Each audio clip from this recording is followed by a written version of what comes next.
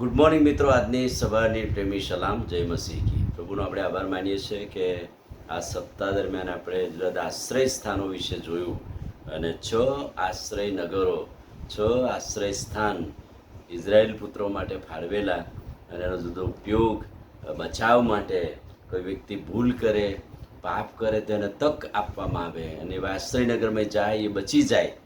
અને એ જ પ્રમાણે પ્રભુ ઈસુ ખ્રિસ્તમાં પણ આપણને પાપની માફી મળી, આપણા આશ્રય સ્થાન બન્યા અને એના નામમાં આપણને જે શાંતિ મળે છે, જે આઝાદી મળે છે, એ વિશેની વાત. એમાં પ્રભુ આપણો આશ્રય સ્થાન છે.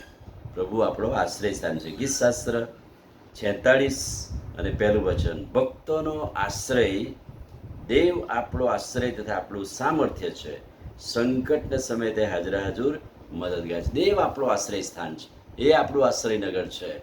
જેમ જૂના કરારમાં આશ્રયનગરોમાં બચી જવાતું હતું, એમ પ્રભુના નામમાં આપણે પાપની માફી માંગીએ અને કબૂલાત કરીએ તો એ આપણું આશ્રય સ્થાન છે, એ જ આપણું સામર્થ્ય છે. અને એ જ પ્રમાણે 7મી કલમ આપણી સાથે સૈન્યનો સરદાર યહોવા છે અને આપણો આશ્રય તો યાકૂબનો દેવ છે. આપણું આશ્રય સ્થાન એ યાકૂબનો દેવ છે. ગીતશાસ્ત્ર 141 વચન, ગીતશાસ્ત્ર 141 વચન, પણ હે યહોવા પ્રભુ, મારી દ્રષ્ટિ તારા જ ઉપર છે, તું મારો આશ્રય છે, મારા આત્માનો નાશ થવા ન દે.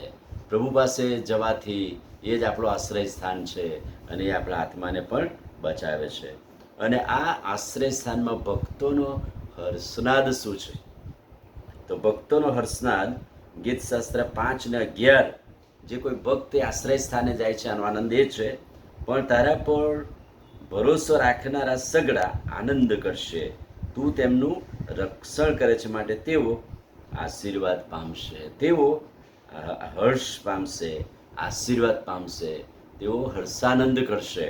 એટલે કે ભક્તોનો હર્ષનાદ ઈશ્વર પર ભરોસો રાખવામાં અને ઈશ્વર જે આશ્રય સ્થાન છે એના નેજા હેઠળ જવાથી મળે છે.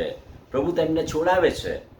ગીતશાસ્ત્ર 37 અને 40, પ્રભુ આપણને છોડાવે છે એમાંથી અને આશ્રય સ્થાનમાં લઈ જાય છે.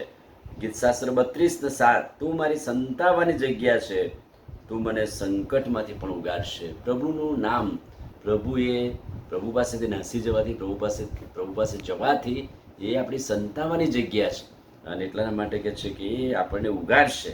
ગીતશાસ્ત્ર 119 અને 114, તું મારી ઓથ અને મારી ઢાલ છે. આશ્રય સ્થાન પ્રભુમાં, એ આપણો ઢાલ, એ આપણું આશ્રય સ્થાન અને એ આપણો ઓથ, એટલે કે આપણી સંતાવાની જગ્યા.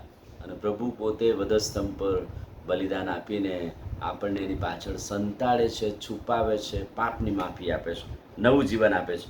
અને ગીતશાસ્ત્ર 61 અને 3, કેમ કે તું મારો આશ્રય છે, મારા વેરી સામે મારો મજબૂત બુડક છે. ગમે તેવા વેરીઓ ધસી આવે, પણ આશ્રયનગરમાં જવાથી જેમ જૂના કરારમાં લોકો બચાવ પામતા હતા, પછી એમનો ન્યાય થતો હતો, જો કે, અને જો અન્યાય માલુમ પડે તેમને સજા થતી હતી, એમ પ્રભુના નામમાં આપણને પાપની માફી ખરી, નવું જીવન ખરું, પણ જ્યારે ખ્રિસ્ત પ્રગટ થશે ત્યારે ન્યાય થશે. અને એટલા માટે ખ્રિસ્ત એ આપણું આશ્રય સ્થાન છે અને એટલા માટે એની પાસે જવાથી પાપની માફી, નવું જીવન મળે છે. આમીન. પ્રાર્થના કરીએ. ભલા પ્રભુ, આજે સવારે તમે જ અમારું આશ્રય સ્થાન છો, તમે અમારી સંતાવાની જગ્યા છો. તમારા નામમાં અમને દિલાસો છે, તમારા નામમાં અમને પાપની માફી છે. અને પ્રભુ, અમે ગમે તેવી ભૂલ પાપ કર્યું હોય પણ અમે તમારી પાસે દોડી આવીએ છીએ, કારણ કે તમે અમારી ઓથ છો, તમે અમારી સંતાવાની જગ્યા છો. તમારા નામમાં અમને પાપની માફી છે. અને આજે સવારે અમને એ આશ્રયનગરમાં, એ આશ્રય સ્થાનમાં અમને સ્થાન મળે, તમારો મહિમા થાય. પ્રભુ ઈસુના નામમાં માંગીએ છીએ, સાંભળો ને માન્ય કરો. આમીન. God bless you.